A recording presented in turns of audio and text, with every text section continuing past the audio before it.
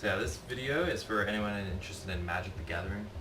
This is a new set out that it's called Eldritch Moon. I just picked up a whole bunch of packs, booster packs. As you can see, there's a bunch of different fronts or whatever, different designs and artworks or whatever. This guy's using some telekinesis. It's like a wizard. And this one, it's all purple, interesting color. This one's like some sort of beast, like spewing some flames. Those are all the same kind there. And then there's two other types with two witches, see? One here is, she has a purple dress on, looks like she's possessed with white eyes, you see? It's pretty interesting, this game of Magic, you know. There's so much variety of like types of cards and whatnot, as you may know, if you're interested in Magic the Gathering, right? And then there's, all these are the same type too, with a kind of, looks like a magician or like a jester lady. But anyways, I gotta open one of each type and then show a rare and I guess the uncommons of each one and any interesting cards. So I'll start with the one where the guy's using some magical powers.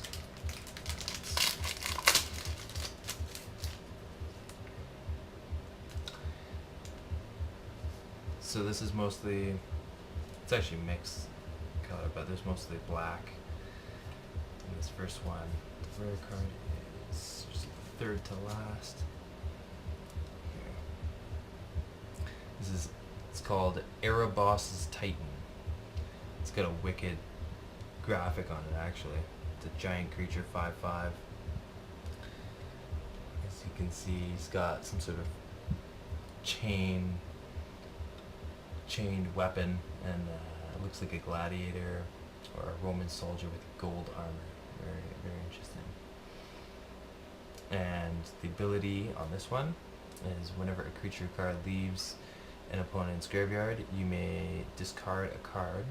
If you do, then you return this card from your graveyard to your hand. So it just keeps respawning. And that's why this Titan Giant is a good creature, or a good rare. Then the other, I'll show the three uncommons, and then one of the commons. So one of the uncommon is a star flying. So this one's called the Revenant. It's looks like a powerful creature. So the Revenant's power and toughness are equal to the number of creature cards in your graveyard. So if you have 5 dead creatures, then this is a 5/5, and it just keeps getting more powerful. That's a really good card as well. Then there's Scab Goliath. That sounds like a sick card. 6/9. Holy shit. So it's a zombie giant, almost like a Hydra. It says 3 heads are better than 1. I agree, I guess.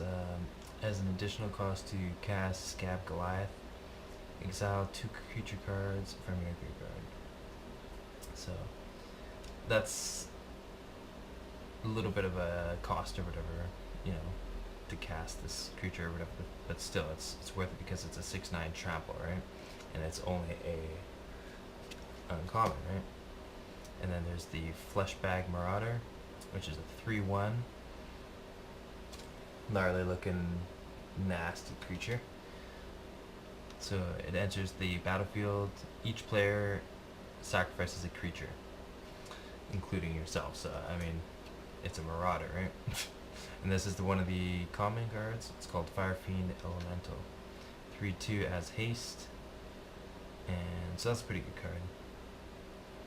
And it has renown. So when this creature deals combat damage to a player, if it isn't renowned, put a +1/+1 counter on it and it becomes renowned. So it basically has a +1/+1 counter on this card. Fire Fiend Elemental. So I'm gonna open the beast card now. The beast. Should be some nasty ones in here.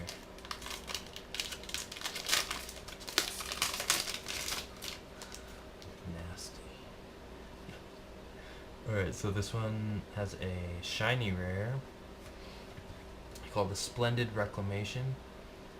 And this sorcery ability spell returns all land cards from your graveyard to the battlefield tapped, so you can use it the next turn. So, I mean, if someone else used, a banishing of land cards or whatever, then this one will basically revive you. Makes sense, right? And it's a green card, right? So that makes sense. And what else here?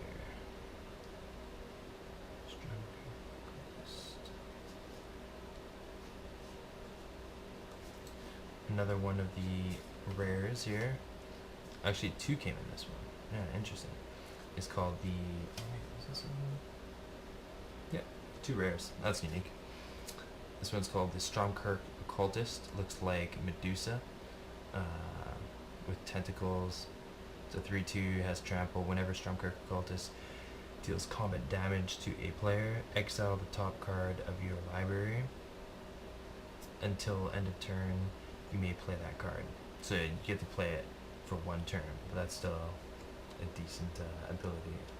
And it has madness, so if you discard this card, discard it into exile. When you do, cast it for its madness cost or put it into your graveyard.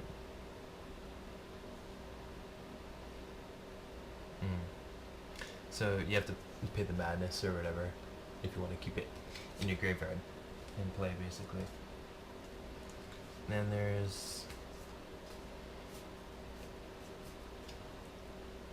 here's a card. Looks like a good white card. Blessed Alliance. Choose one or more. Target player gains 4 life. Or you can untap up to 2 creatures. Or target opponent sacrifices an attacking creature. So that's a really good option to use, as an instant. You can play this at any time during the game, right? Magic has so much variety, that's why I like it's such a fun game when I get around to playing it. So this one's called Shreds of Insanity. A few knowing thoughts can eat at the mind until nothing else remains. I like some of the kind of dark sayings or whatever in the Magic. There's the graphic. Let's go through these pretty quick. Weaver of Lightning. This is 1/4 human shaman, has reach. Whenever you cast an instant or sorcery spell, Weaver of Lightning deals 1 damage to target creature and opponent controls.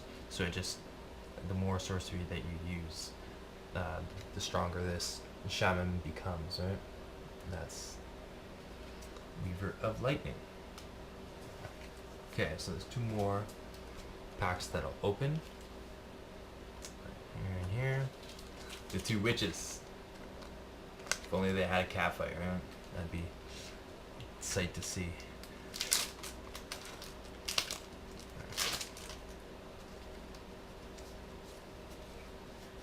Let's see what interesting graphics are in this pack. That's why I like Magic too. It's not only about playing the game. It's like there's so much like awesome art if you look at the details, right? So this one, I think I've got this one before because I bought a bunch of packs before. It's called Coax from the Blind Eternities, and it's a sorcery blue card. It's cool. Like this, the symbol too is it looks almost like an octopus. So maybe someone knows the meaning behind Eldritch, but maybe it has something to do with that symbol, right? Comment if you know anything about what Eldrazi means. So this card, you may choose, Eldritch, sorry. I made a boo-boo there. I'm new to this set. Okay, so you may choose an Eldrazi card. This is a sorcery you own from outside the game. or in exile.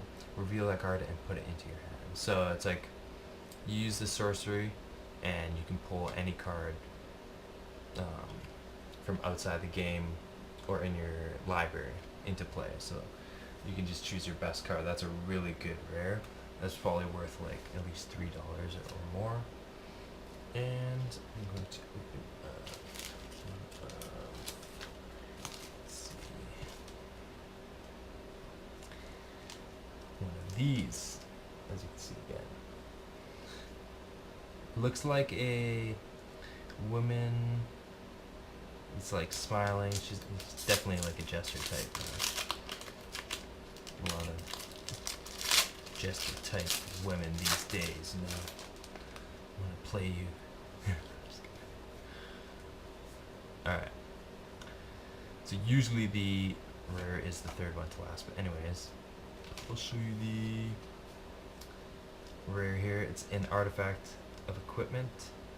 It's called Stitcher's Graft, and you pay 1 to play it. You basically equip a creature with a 3/3 power.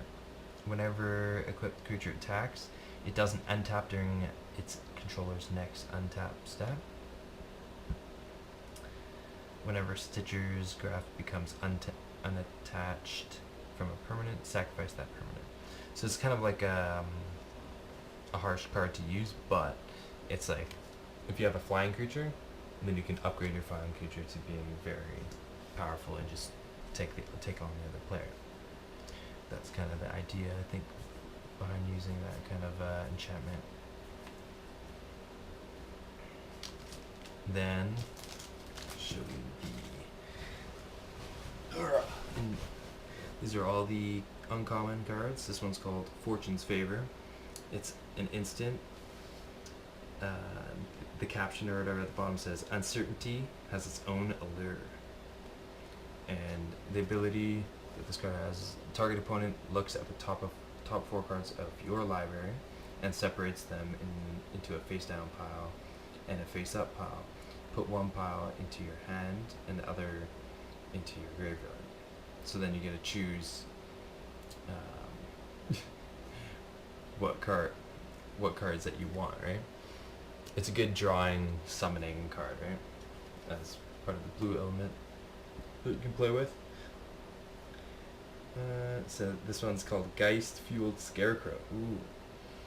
It's got like a huge light behind it, so it looks interesting. It's a 4/4 for a scarecrow. That's astounding, actually. Creature spells you cast cost 1 more to cast. So this scarecrow is kind of like a sucker, you know. It'll keep the crows away. Works on neighbors too. Damn. So that's a good card you can play with. Is when you're using, you know, a good offensive, right? This one is called Markov Crusader. It's a black one for 3, has lifelink. So whatever damage you do, you draw into yourself. Markov Crusader has haste as long as you control another vampire. And as you can see, this graphic is awesome. Almost looks like the creature, or what you call the god or whatever of Lord of the Rings, named Sauron, with the helmet kind of type. Although there's less horns or whatever on this one, right? So, and the kind of violet, purple-looking blade is actually really awesome too. And so yeah, that's a really good offensive card as an uncommon. And then the last one I'll show you here is Shrill Howler. Looks like a werewolf. It's a werewolf 4. Creatures with power less than Shrill Howler's power can't block it. So if it's a 2/1, then this just basically just runs roughshod over that creature, and you know, hits the your opponent or your player, right? And you can transform it with 6 mana, and it becomes a 3/5. And it says whenever Howling Chorus deals combat damage to a player, put a 3/2 colorless Eldrazi horror creature token onto the battlefield. So I mean, whenever it does damage to another player, you just keep putting more creatures on. That's why it's called a howling course. See, like a hydra of wolves, basically. Although they look a little bit like serpents. But anyways, hopefully you enjoyed that. Hopefully that inspires you to buy some, some new, magic cards of all different varieties and make a deck and keep playing. See you on the next.